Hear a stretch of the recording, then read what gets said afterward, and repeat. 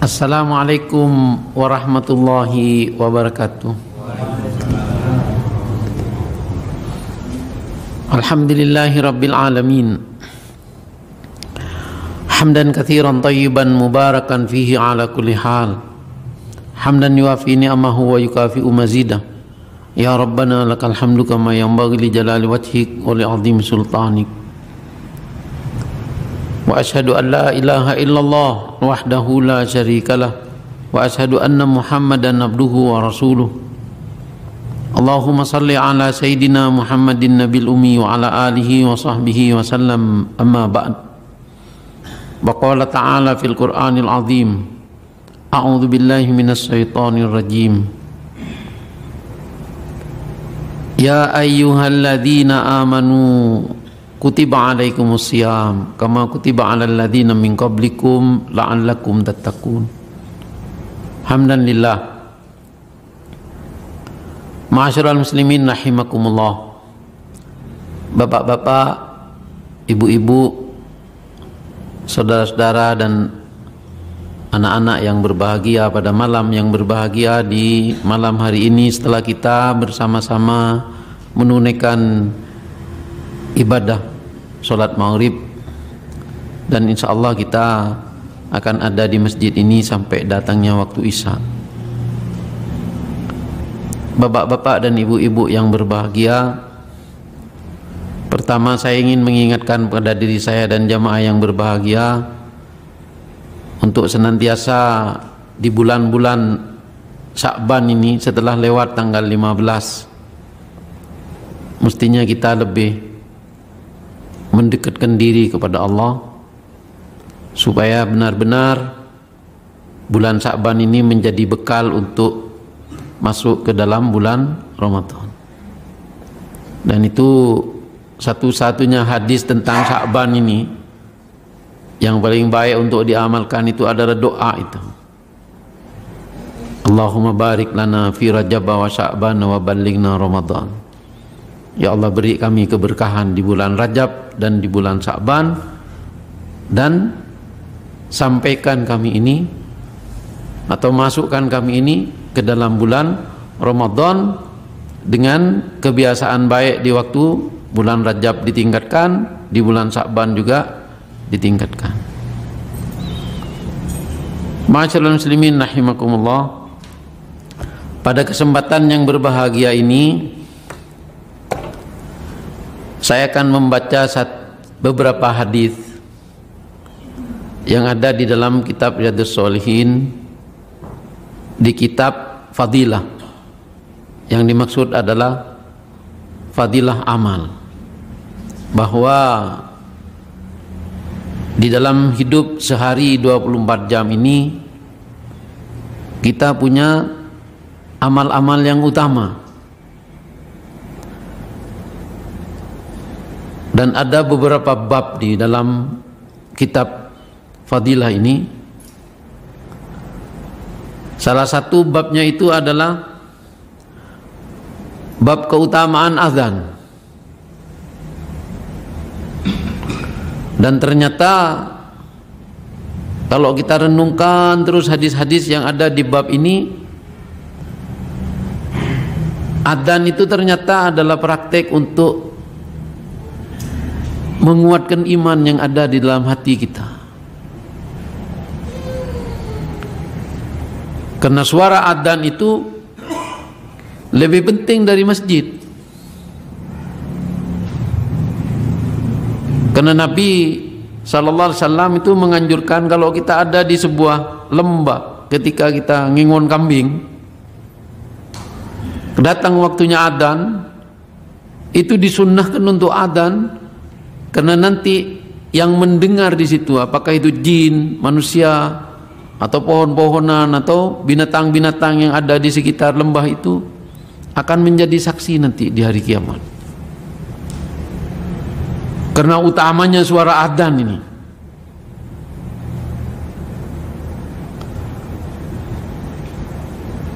Nah, kita ini bersyukur kepada Allah, di negeri kita ini setiap waktu-waktu sholat itu tidak kurang dari 5 masjid yang kita dengar adzannya itu dikumandangkan.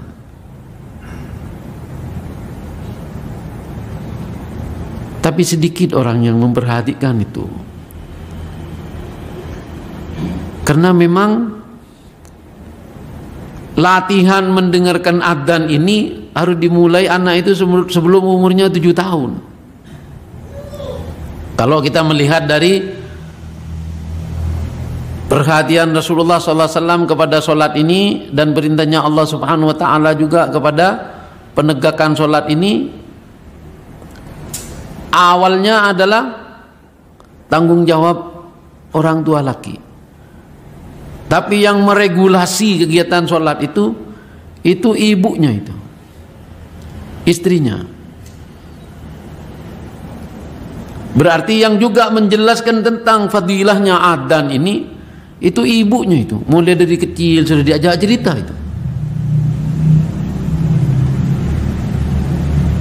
Karena kenyataannya kita sudah ada di masjid, kadang tuh ngobrol sendiri, adzan yang ngobrol itu. Padahal kita ini sudah mau sholat. Bagaimana dengan orang yang ada di jalan? Bagaimana dengan orang yang ada di pasar? Bagaimana ada yang ada di rumahnya? Terus ceritanya itu. Berarti kalau dalam dunia pendidikan, dalam persoalan adzan ini, itu terjadi lost generation itu.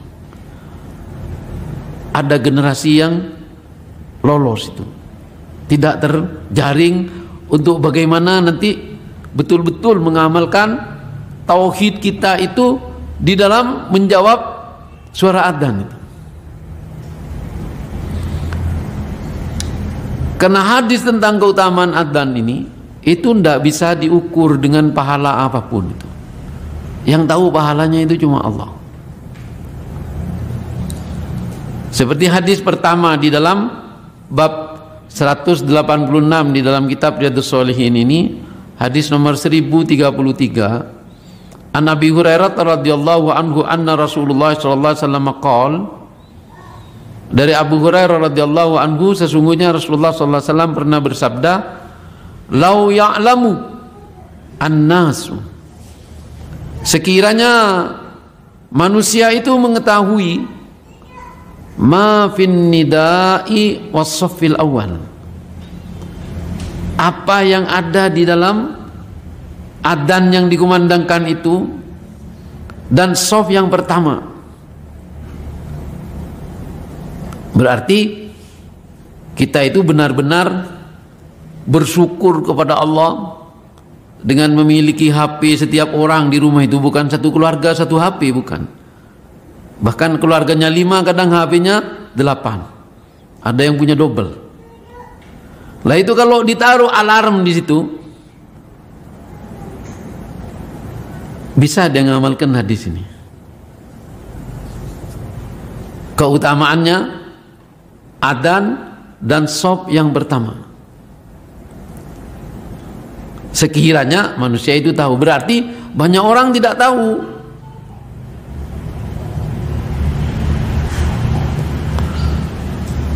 Nah, ternyata kita tahu sekarang bahwa Allah memberitahu kepada kita, sekiranya manusia itu mengetahui keutamaannya adzan ketika dikumandangkan dan ketika kita ada di shaf yang pertama, tsumma lam yajidu, kemudian dia tidak mendapatkan shaf yang pertama itu, untuk dia lalu mendengarkan adzan dengan tumakninah. Karena beda memang, orang dengarkan adzan dia ada di shaf pertama dengan orang adzan masih ada di depan masjid, itu beda. Nanti kalau disapa orang ngobrol dia di situ. Kemudian dia tidak mendapatkan karena banyak orang tahu ternyata. Oh, sudah ada taklim, semua orang tahu. Akhirnya semua orang rebutan. Illa ayyastahimu, karena semua orang sudah tahu, orang berlomba-lomba, maka dia akan dapat shaf yang pertama kalau dia ngambil undian dari takmir di depan masjid itu. Karena semua orang berebut untuk di shaf yang pertama.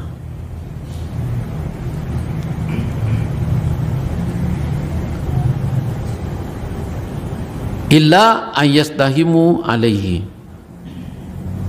lastahamu alaihi, pasti orang itu akan mengambil undian itu. Tapi kan kenyataannya tidak ada takmir yang membuat undian di masjid itu. Tidak ada. Sampai hari ini tidak ada. Seandainya tahu itu sampai hari ini di dunia tidak ada orang masuk ke masjid diundi, itu tidak ada.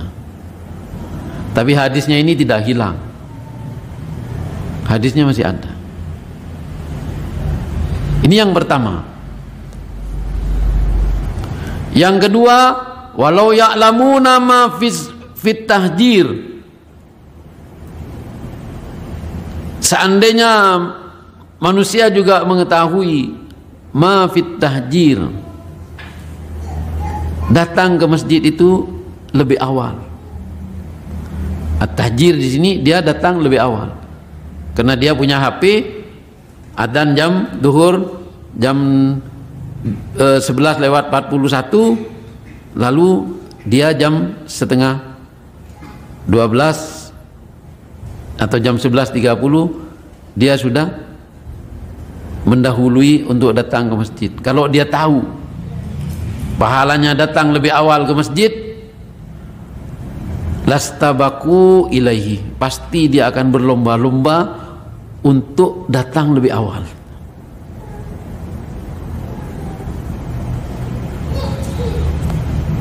Hadis yang ketiga di dalam bab ini, walau ya'lamuna fil atamati was-subhi, dan sekiranya manusia juga mengetahui apa yang ada pahalanya di dalam al-atamati itu salat isya, was-subhi, dan salat subuh,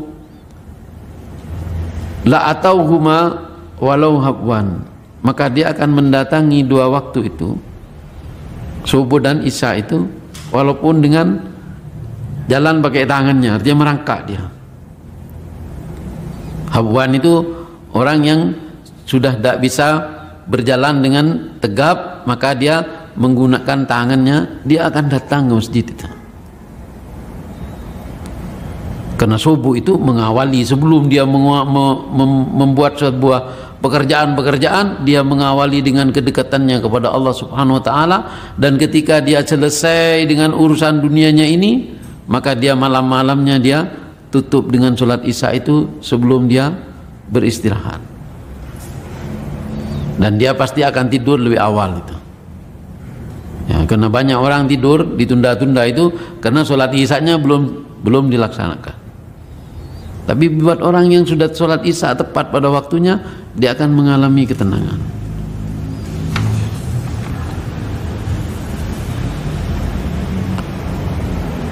Siapa yang akan menjelaskan ini, terutama soft ini, terutama keutamaan adzan ini?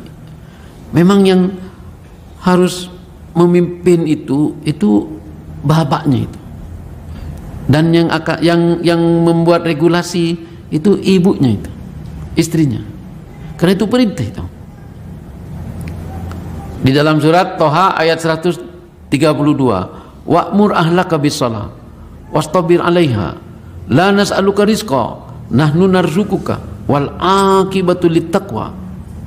Wa'mur ahlaka, suruh keluargamu itu, istri dan anak-anakmu itu, bis-shalah, untuk menegakkan salat, wastabir 'alaiha, dan bersabarlah ketika dia menyuruhnya, dan bersabarlah ketika dia menegakkan salat itu. Karena kadang-kadang anak-anak kita sedang bermain, apalagi sekarang ini sudah pakai HP,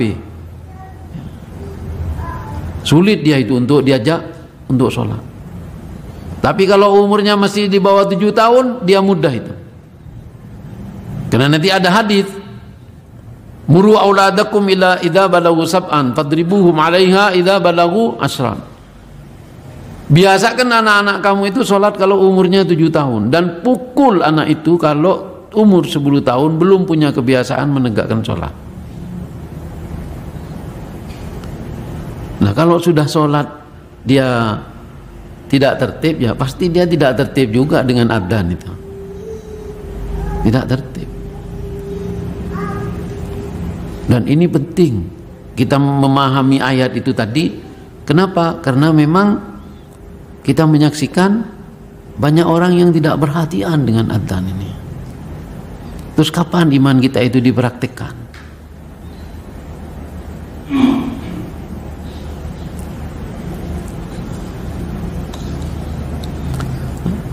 Kemudian Allah Subhanahu wa taala memberitahu di dalam surat Toha ayat 132 itu, la nas'aluka rizqa.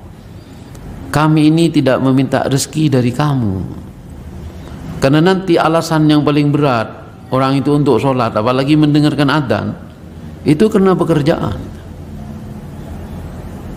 Kesibukan dengan pekerjaan mencari rezeki itu menyebabkan orang banyak lalai. Lalu Allah buatkan pernyataan, la nas'aluka rizqa. Kami ini tidak minta bagian rezeki dari kamu. Nahnu narzukuka. Kami Allah yang akan menjamin rezeki kamu. Dengan cara tertib menegakkan sholat dan diawali dengan kebiasaan mendengarkan adzan, karena adzan itu dan sop pertama itu adalah pekerjaan yang lebih baik dari semua pekerjaan. Karena Abdullah bin Mas'ud radhiyallahu anhu itu pernah bertanya kepada Rasulullah, ya Rasulullah, ayul a'mali afdal? Ya Rasulullah, amal apa yang paling utama? Qala as-salatu ala waktiha. Sholat tepat pada waktunya itu pekerjaan yang paling utama itu. Jadi menegakkan sholat itu jangan dianggap cuma kewajiban itu. Mengerjakan sholat itu pekerjaan, berarti kalau kita membuat pekerjaan itu pakai hitung-hitungan, lalu ada jadwalnya, pekerjaan selesai dari jam sekian sampai sekian dan harus sampai targetnya ini. Itu sholat itu mestinya dibuatkan jadwal itu. Dan kita ini subhanallah tidak pedulinya luar biasa itu. Bahkan yang menakutkan lagi itu, ya sudah tidak bisa juga kalau sekedar diingatkan itu tidak ada gunanya sebetulnya. Saya sering itu khutbah Jumat terus masjidnya lagi direhab itu. Tukangnya tidak ke masjid tuh. Mau di mana saja, di Jakarta sama, di Jember sama itu. Bahkan kalau masjidnya bertingkat itu tukangnya ada di tingkat 2 itu. Nunggu orang habis sholat kerja lagi itu. Padahal yang buat tempat wudhunya dia itu. Apa sebabnya ini? Memang karena tidak dimulai dari awal. Dia tidak tahu nilainya adzan itu. Dan dia tidak tahu nilainya shop itu. Dan memang tidak mungkin orang tahu itu. Kalau tahu dia akan berebut itu. Dan kalau berebut pasti terjadi kekacauan. Supaya tidak terjadi kekacauan, katanya Nabi, seandainya nanti dibuatkan undian, pasti dia akan ambil undian itu karena dia tahu pahalanya itu.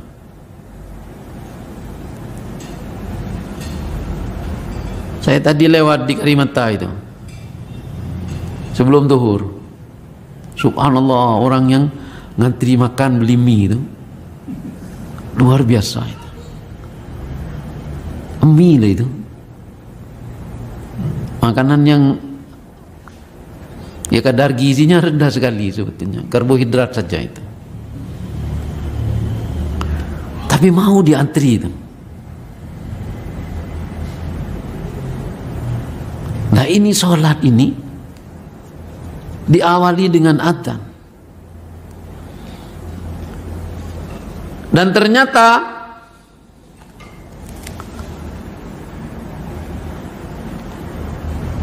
sholat adzan itu yang paling ditakuti oleh setan. Dalam sebuah hadis an Abi Hurairah radhiyallahu anhu qala Rasulullah sallallahu alaihi wasallam, idza nudiya bis shalah adbara syaitan.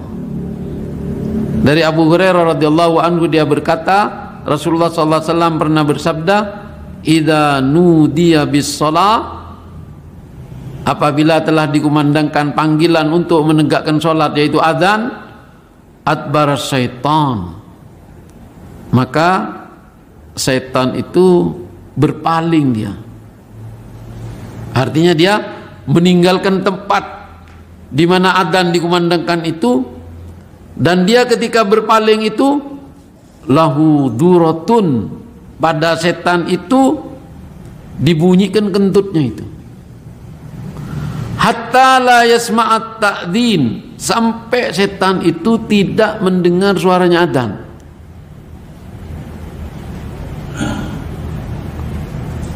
Berarti adzan ini memang luar biasa.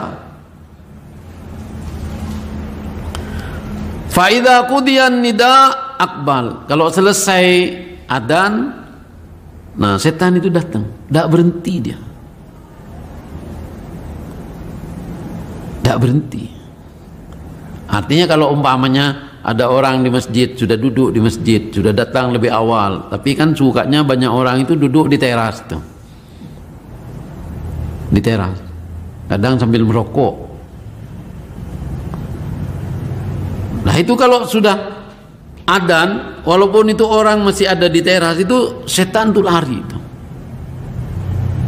Tapi nanti kalau selesai adzannya, setan itu kembali lagi. Fa idza qudiyan nida akbal. Kalau selesai adzan dikumandangkan, dia kembali lagi. Hatta idza thuwiba lis-salati adbar. Sampai dikumandangkan adzan yang kedua, maka dia berpaling lagi. Ketika qomat, dia berpaling lagi, pergi lagi. Hatta idza qudiyat tathwib akbal. Sampai selesai adzan yang kedua atau qomat itu dikumandangkan, lalu setan itu kembali lagi. Hatta yakhtira bainal mar'i wa nafsihi yaqul. Dan dia mulai membuat waswas, menggoda di antara manusia yang ada di masjid itu. Jiwanya itu digonjangkan sama setan, sambil setan itu membisikkan kepada orang yang ada di masjid itu, uzkur kadza wadhkur kadza. Ingat yang ini, ingat yang ini. Maka itu termasuk gangguan setan itu. Jangan diteruskan itu. Ini banyak orang mengeluh, siapapun mesti akan diganggu oleh setan untuk mengingat-ingat kembali itu. Limalam yadhkura min qablu. Yang sebelumnya orang itu tidak punya pikiran untuk memikirkan itu, tapi setan itu membisikkan. Makanya itu fadilahnya juga, kenapa shaf itu harus rapat. Karena shaf yang rapat itu, kita tahu bahwa kita ini sedang diawasi juga dengan saudara kita yang sedang sholat. Maka kita untuk macam-macam itu, makanya kita ini kan disuruh berkawan oleh Allah itu dengan orang yang lurus. Ya ayyuhalladzina amanu ittaqullaha wa kunu ma'as-shadiqin. Orang-orang yang beriman, takutlah kepada Allah dan hendaklah kamu bersama orang-orang yang lurus. Nah, terutama yang sudah di shaf awal itu beda. Kalau kita nikmati saja sendiri, ya, rasakan sendiri. Datang di masjid, sholat di shaf pertama, khusyuknya itu dengan di shaf kedua, ketiga itu tidak sama. Karena shaf yang pertama itu memang tempatnya malaikat, tidak sama. Ya.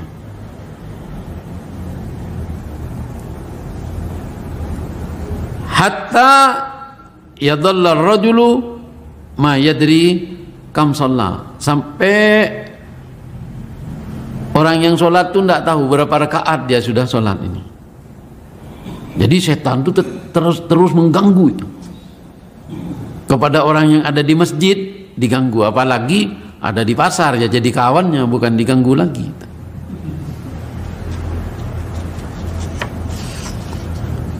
Kemudian hadis yang ketiga yang ingin saya bacakan ini sekarang kaitannya dengan adzan itu ketika dikumandangkan.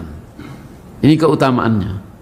Hadis nomor 1037 di dalam kitab Riyadhus Shalihin, wa an Abdullah ibni Amr ibn As radhiyallahu anhuma annahu sami'a Rasulullah sallallahu alaihi wasallam yaqul idza sami'tum al-muadzdzina faqulu mithla ma yaqulu.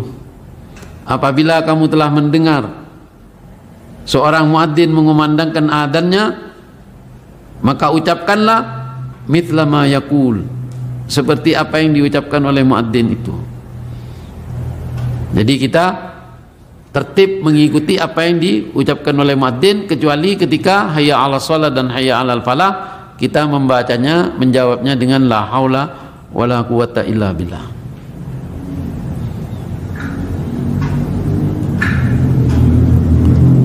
Thumma sallu alayya. Nah, ini yang pertama ya, yang mesti diamalkan oleh kita setelah kita mengikuti suara adzan itu.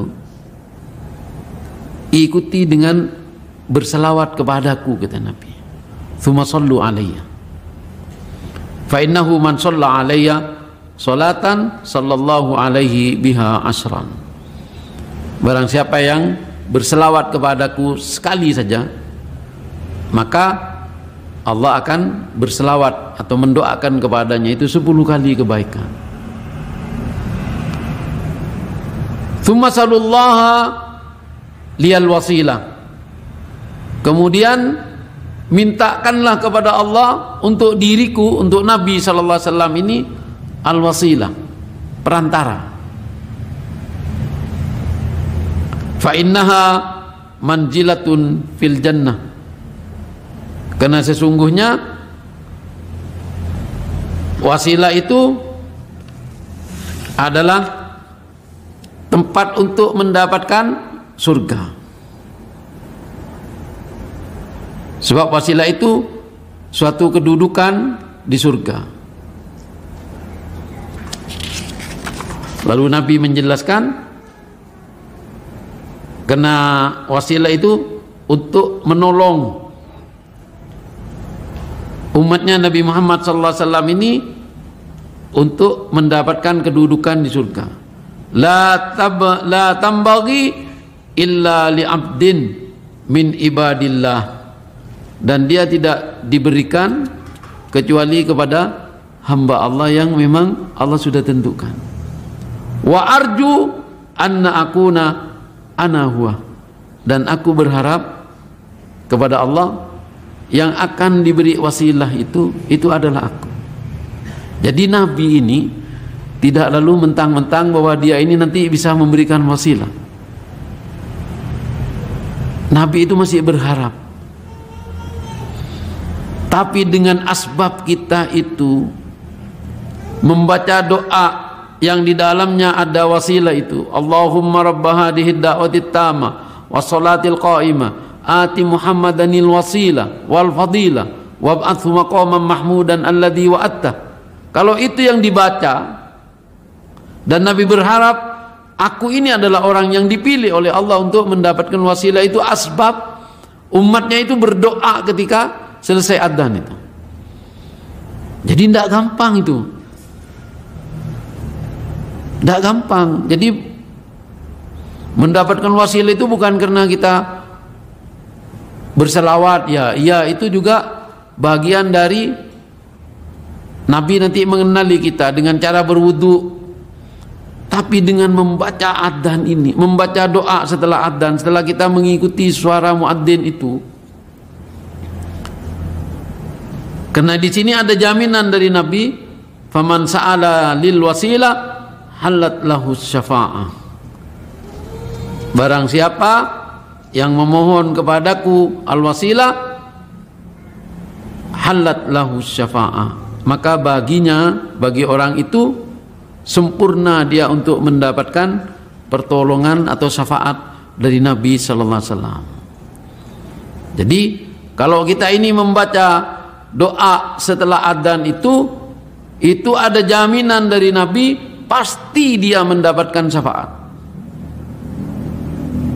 Nah, sedang syafaat ini dianggap gampang kadang sama orang itu. Hanya sekedar pengajian terus berdoa, mudah-mudahan kita semua ini dapat syafaat dari Nabi sallallahu alaihi wasallam. Tapi waktu adzan kita tidak dengarkan adzan. Dan kita tidak membaca doa yang dijamin oleh Nabi itu. Kalau adzan didengarkan, kemudian doa itu dibaca. Karena doa itu ati Muhammadanil wasilah. Ya Allah, berikanlah kepada Nabi Muhammad sallallahu alaihi wasallam itu wasilah wal fadilah, dan keutamaan.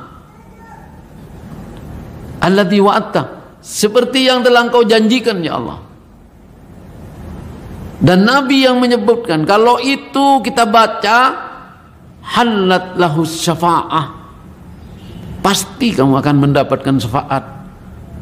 Perantaranya siapa yang memohonkan kepada Allah, yang meminta pertolongan supaya dia dimasukkan ke surga? Nabi. Apa sebabnya? Karena dia berdoa, berselawat, Allahumma salli wa sallim ala nabina Muhammad. Kemudian dia berdoa, Allahumma rabba hadhihi ad-da'wati at-tammah wa salatil qa'imah ati Muhammadanil wasilata wal fadilah wab'athu maqaman mahmudan alladhi wa'atta. Lalu Nabi mengatakan,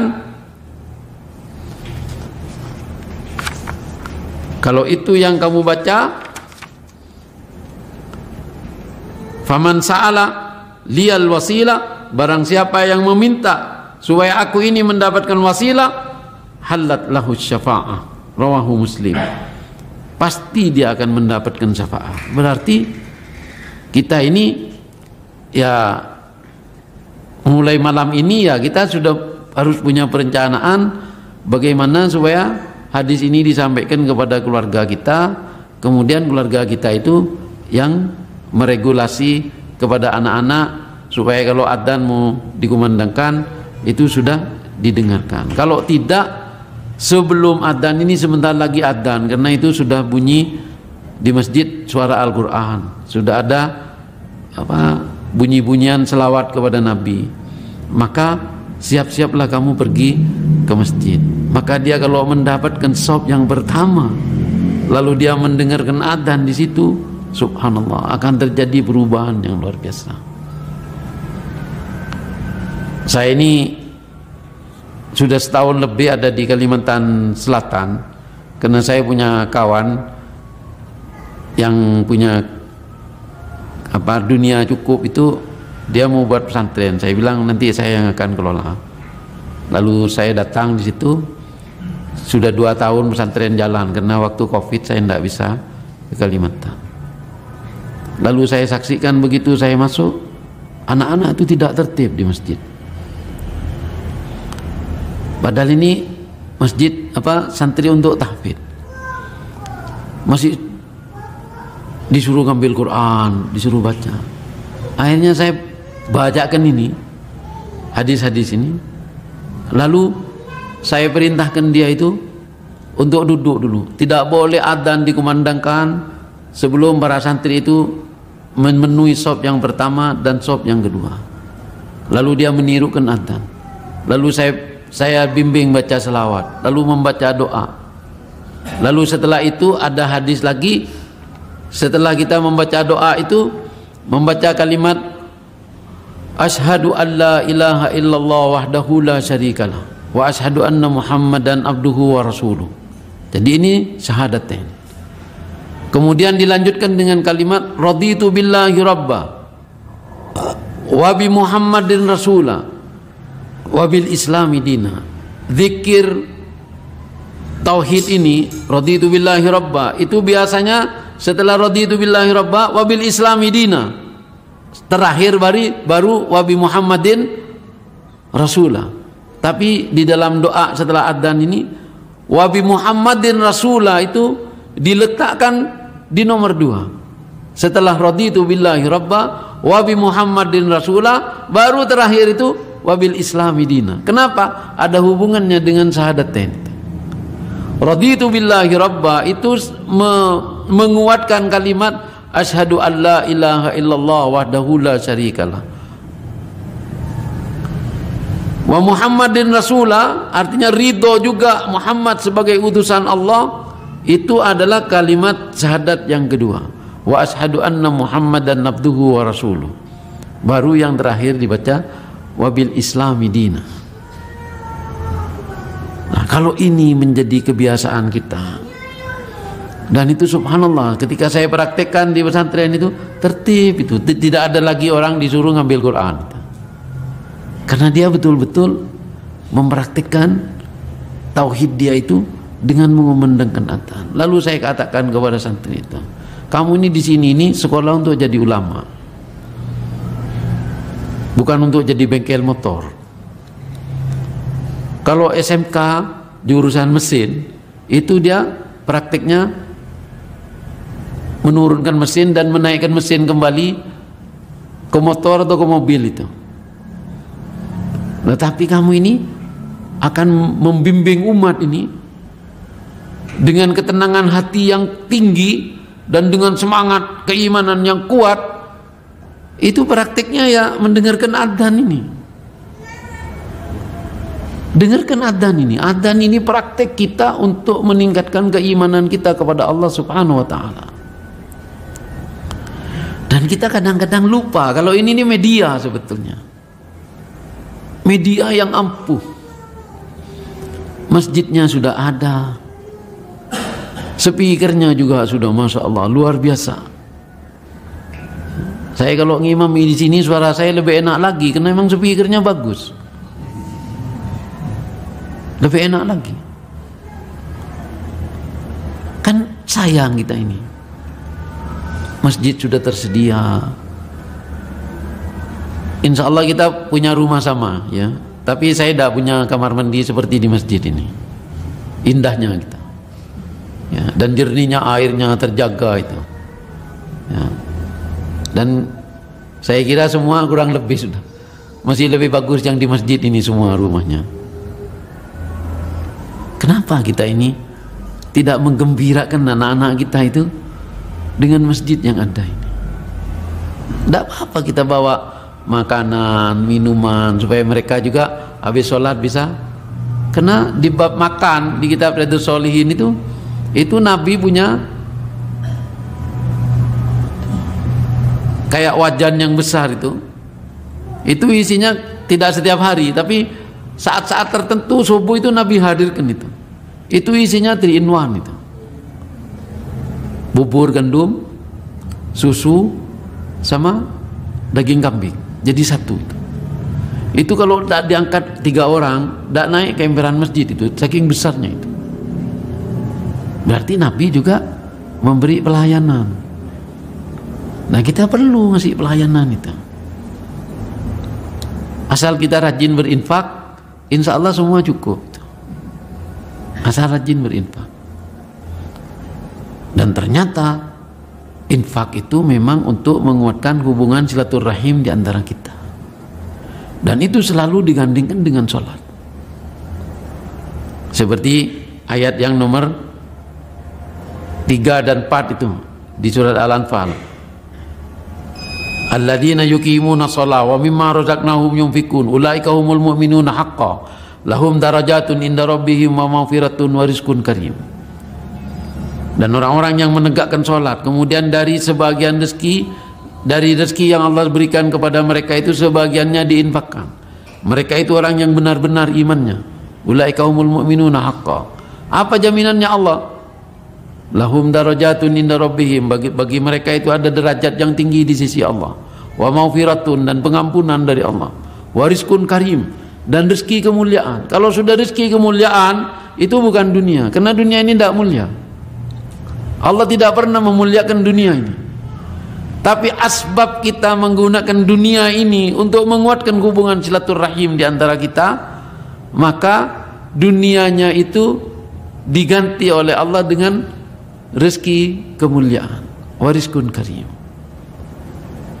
Nah ini yang mesti kita praktekkan. Mudah-mudahan hadis yang saya bacakan ini besar manfaatnya. Dan saya sebetulnya sudah susun ini, saya sudah kopikan, tapi tadi saya tidak sempat mengkopi. Tapi insya Allah saya masih punya 1 kali jadwal di sini. Nanti saya kopikan tadi itu bacaan hadis yang berkenaan dengan keutamaan adzan. Nah, nanti dibacakan ya, bapak-bapak, ibu-ibu, ambil waktu ya, di rumah itu ambil waktu. Kalau perlu ya sebelumnya itu sudah ada mie goreng itu, terus panggang ayam, tidak apa-apa. Terus panggang ayam ditaruh, terus kasih tahu sama anak-anak, kita ngapalin doa adzan dulu. Siapa yang hafal duluan, ayamnya ditambah nanti. Insya Allah semangat. Dan itu tidak apa-apa itu. Tidak apa-apa. Ma'asyiral muslimin rahimakumullah, sudah masuk waktunya adzan dan kita akhiri dahulu. Tapi saya berusaha insya Allah karena masih saya ada jadwal lagi 1 insya Allah di sini Kamis depan. Nanti saya kopikan juga, dan saya akan mengambil satu tema lagi yang berkenaan dengan fadilah ini, ya, dengan fadilah ini. Mungkin yang saya ambil itu fadilah wudhu, karena kita ini kadang-kadang wudhunya kan sejak dulu kita cuma diserahkan ke guru, itu tidak ada orang tua ngajarin wudhu ke anaknya. Itu biasanya diserahkan kepada orang yang ada di masjid.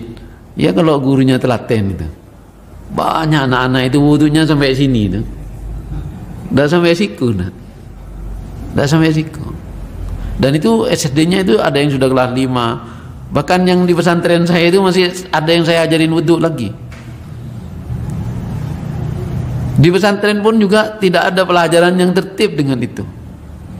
Nah, kita ini kadang-kadang sudah punya kurikulumnya luar biasa dari Allah Subhanahu wa taala, dan Nabi sudah menjelaskan, bahkan Nabi sudah memberitahu fadilah-fadilahnya wudhu itu. Mudah-mudahan nanti pada kesempatan yang akan datang, mudah-mudahan saya sehat walafiat, dan bapak-bapak, ibu-ibu berkesempatan hadir kembali di Masjid Al-Mahmudah ini. Insya Allah kita lanjutkan untuk menjelaskan masalah wudhu, dan saya usahakan yang saya sampaikan hari ini, malam ini, saya kopikan supaya nanti bisa menjadi amalan kita untuk dipraktikkan bersama.